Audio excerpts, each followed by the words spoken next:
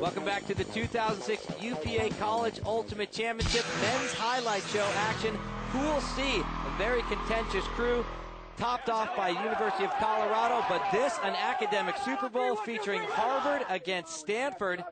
On the pitch, it's definitely Stanford, the more experienced, our 6th seed against 15th seed Harvard. Both these teams are experienced in big games. They both won their regional tournaments. Harvard's anchored by Will Chen with the handling, but they go through Jack Marsh as a cutter. And here you see Jack Marsh catch it over on the sideline, and he's going long for one of his big receivers. Teams are fairly evenly matched as far as their records go. 24-7 for Stanford, 29-12 for Harvard coming into this tournament. Both rely on continuation passes down the field. You can see right there, they get around the mark, they keep their momentum. Here's the first throw, and he's away from his defender. He can throw before his defender gets there. Nice easy goal on the break side. Both teams need to keep the disc moving to get that continuation.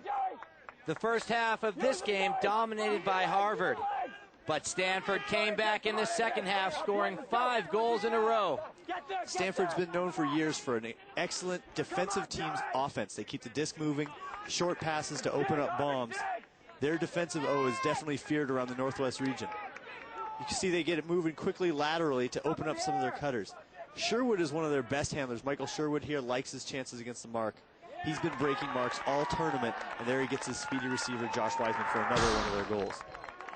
Good extension, low throw, and the mark's beat. Regardless of the pressure from Stanford, Harvard would not give in. Even though he doesn't get this first attempt, you'll see Gabe Louise use his shoulders to box out his defender and get the second attempt for the goal.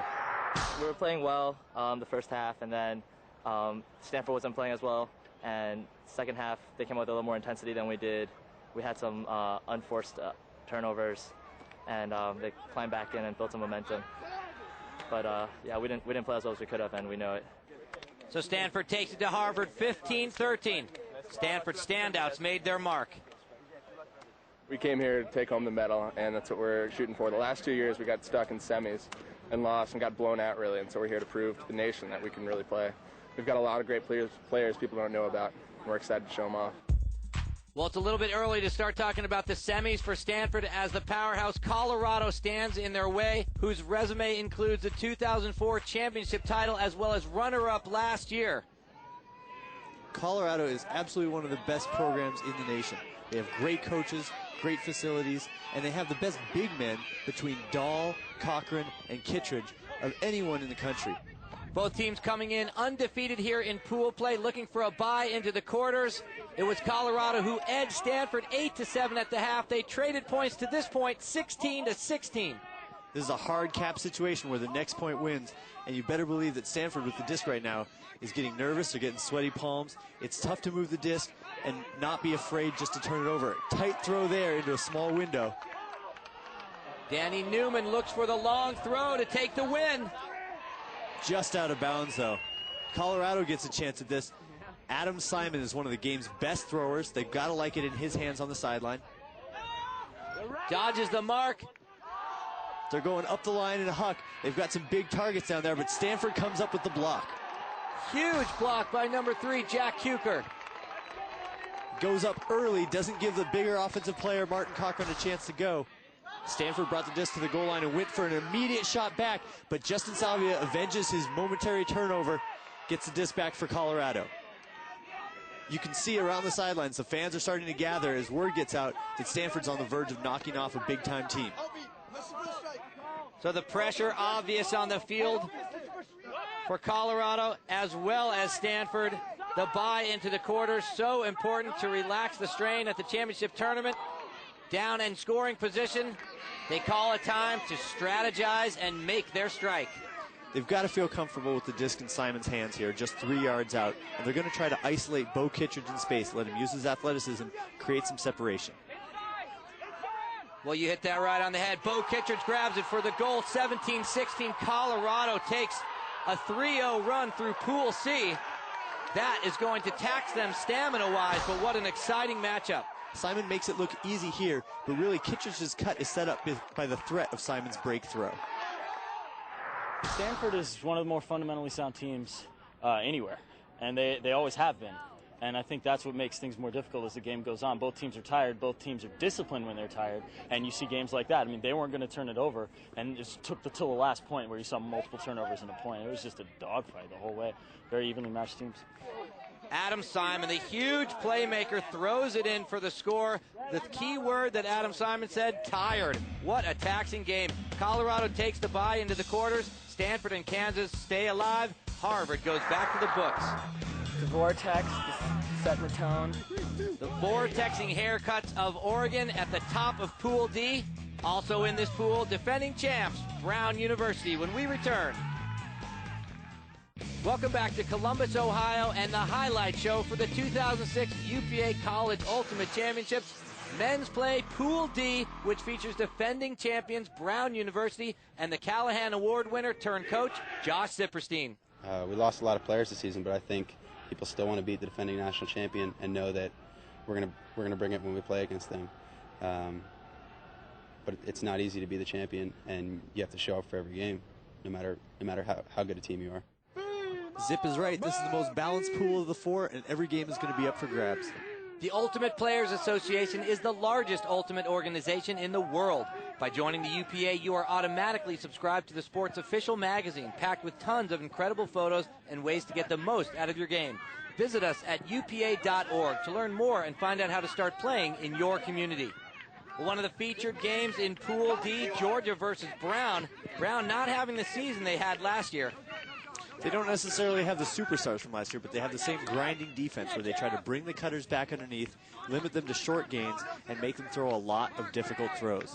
Well, we heard Coach Zipperstein say they lost some star players this season. They come 19-13 win-to-loss ratio into the tournament against Georgia's 41-9 record. Georgia, the obvious favorite. Brown looks like it's going to have some tough lines to defend its title. We need to just run. Peter, run him! Brown went up early, but Georgia rebounded with 3 quick scores. Georgia controlled the game for a while, but Brownie in motion, always tough. You can never count them out. Brown's using transition defenses to come down and slow down the Georgia plays, but Georgia's array of throwers is making it tough. There's a nice hustle play to pick up the loose ball, and a quick break gives them the goal. Brown University in an unfamiliar position, being behind. They cruised to victory 15-13 over Colorado last year. This year, trying to survive. We got to act like it's our disc. Come on, that's pathetic defense. We got to mark harder. Got to mark harder. The other thing, just for a little reality check, we're at Nationals. This is supposed to be the number 2 seed in our pool. We're supposed to be the number 16 seed overall. And it seems to me like this game looks a lot like a lot of games we played before, where it's totally within our control. If we mark hard and value the disc, this game isn't as close as it is right now. Yep. Coach Vandenberg is right. If they can keep the disc in their possession and force the Georgia defense to play for longer and longer periods of time, they can score more consistently. But that's going to take having throwers and cutters that are open enough so that they avoid those stalls. BMO on 3! BMO on 3! 1, 2, 3! BMO! Come on! Brownie in motion needs to surge right here if they're going to catch Georgia. Georgia playing very tight D. They're forcing towards the backhand side. They're trying to limit them to throws just on that sideline. Brown's going to have to break and swing around to get any space.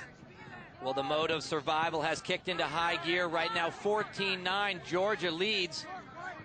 Forget about technique. Get that disc in the goal. You see Vandenberg catch it, coming to the break side. He comes across with a deep huck, and he's got a man open. His defender had overcommitted on the break side. Nice throw by Vandenberg. But to win this game, they're going to have to pull out a lot more than that. A deep hole to come out from.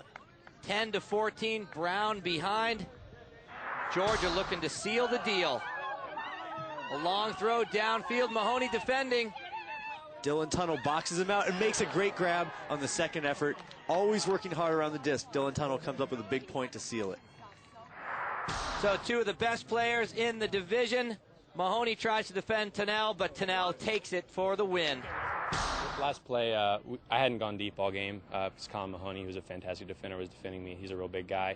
But our coach, just because we hadn't done it, I think he was expecting Colin to be caught a little bit off guard. So he just wanted me to go deep. And Noah Eden, our other captain, just put up a big backhand to me. And I was fortunately able to get position. And, I kind of might have missed it and then, caught it on the dive. But, it was luck, I guess. particular direction. We just kept spreading it. What was the final score? 15-10.